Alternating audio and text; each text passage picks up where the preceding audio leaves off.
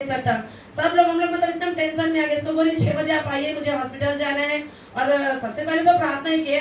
उधर बच्चा अलग प्रार्थना कर रहा है, ये अलग घोषणा कर रही है, मैं अलग प्रार्थना, जबकि बैठ भी नहीं सक रही हूँ, बैठना भी मेरे से मुश्किल हो गया है। फिर ऐसे सोए में, लेकिन मैं बोली कि शैतान तो मेरे जीवन में, मैं जानती हूँ कि परमेश्वर में जितना बढ़ने का कोशिश करेंगे वो चुप नहीं रहेगा, वो अपना एक्टिविटी दिखाएगा, लेकिन वो सच में डाल तो हम पार कभी भी मेरे लाइफ में ऐसा नहीं हो कि प्रभु मैं संडे नहीं जाऊंगी सोच रही थी, मेरा तभी मतलब मैं जाऊंगी सोच रही थी। कभी मेरे माइंड में मैं ये नहीं लाई हूँ कि मैं नहीं जाऊंगी सोच रही थी। मैं कैसे जाऊंगी, नहीं मैं जाऊंगी तो घसीट के लेके जा। मैं घर में सोऊंगी उसको यहाँ सोऊंगी, मैं घर में रहूंगी उसको यहाँ रहूंगी, सोच के मैं सोई हूँ, बैठ भी नहीं पा रही हूँ। ऐसे प्रार्थना कर रहे, बच्चा कर रहा है। फिर शाम को 5 बजे लगभग इनको फोन कर रही हूँ कि आप मेरे लिए प्रेयर कीजिए। 5 बजे कैंटीन के, हाँ शाम को 6 बजे, जब 10 बजे रुकना पड़ता है बोल के कैंटीन नाश्ता के लिए गए। तो मैं बोली आप कैंटीन से जब नाश्ता करके बाहर आके मेरे लिए प्रार्थना कीजिएगा। फिर वो जल्दी नाश्ता करके बाहर आए। मैं बोली जल्दी आइए, मुझे हॉस्पिटल लेके जाइए। तो बोलते हैं कि ठीक है कशिश के साथ चला जाए। मैं बोली मैं खड़े होने के लायक रहूंगी तब तो किसी के साथ जाऊंगी। तो बोले ठीक है मैं प्रार्थना करता हूँ। फिर वो कैंटीन से बाहर आके फिर प्रार्थना की।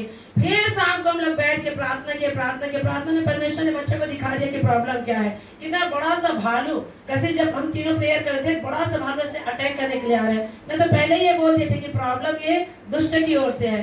फिर जब हम परमेश्वर में बढ़ेंगे, मैं जान गई कि मैं फिर 3 घंटा तक बिस्तर में लेटे बैठ नहीं सकती, कोई बात नहीं कुछ भी हो जाए। मैं बोली हबक्कुक की तरह मेरे दाग की बारी में दाग रहे न रहे, गौशाला में भेड़ बकरी रहे न रहे, मेरे मुंह से तू मेरे बाप का, मेरे पिता का आराधना और महिमा तू शैतान रोक नहीं सकता है।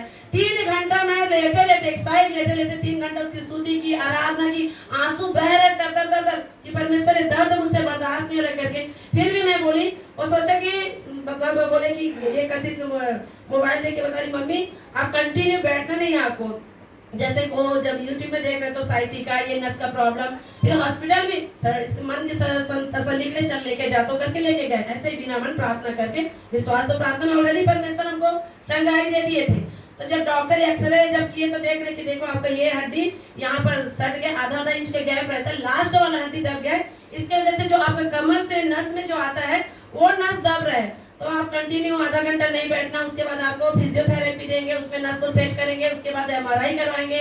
वो संजीवनी में नहीं है, वो बेल्लारी में है, उसमें 10,000 दुनिया भर का। वो बोले मैं हम लोग घर में आके बोले हर एक शब्द को कैंसल करती हूँ मैं बोली, और फिर कंटिन्यू प्रार्थना करते रहे। फ्राइडे को मेरे को इतना बड़ा प्रॉब्लम आया, सचमुच मैं बोली इतना अपने लाइफ में इतना दर्द मैं कभी महसूस नहीं की हूँ, लेकिन फिर भी वो मेरी संडे आराधना को रोक नहीं सका। क्योंकि मैं अपने मन में कभी नहीं सोचती कि प्रभु मैं संडे कैसे जाऊंगी, मैं नहीं जा पाऊंगी। मैं बोलती वहां रहूंगी, उसको यहाँ रहूंगी, वहां गिड़गिड़ाऊंगी, एटलीस्ट प्रभु तेरे पंखों के तले रहूंगी तो वहां मुझे ज्यादा फायदा रहेगा। फिर भी मैं आज कितना मुश्किल से मैं यहाँ पर 4 घंटा 3 घंटा गुजारी हूँ, मैं जानती हूँ। ऐसी कंडीशन में भी वापस चले गई। फिर प्रार्थना, दुआ, वचन, घोषणा, संगति। प्रभु सचमुच अगर हमारा भूख और प्यास हमारे परमेश्वर है, दुनिया का कोई ताकत हमको संडे या आराधना आने से रोक नहीं सकता है। बहुत मुश्किल से हफ्ता मेरा गुजरा, लेकिन फाइनली परमेश्वर ने पूरी तरह से हील किया, पूरा चंगा कर दिया। कोई MRI नहीं, कोई फिजियोथेरेपी नहीं, परमेश्वर ने अपनी प्रार्थना के द्वारा, दुआ के द्वारा, और सबसे ज्यादा परमेश्वर में हमारा एक ललक रहता है, भूख और प्यास ना, तो वाकई में दुनिया का कोई ताकत नहीं रोक सकता है। मैं अगर आराधना खत्म हो के अगर भवन में आऊं तो फिर मैं क्या कितना बड़ा मिस कर दी।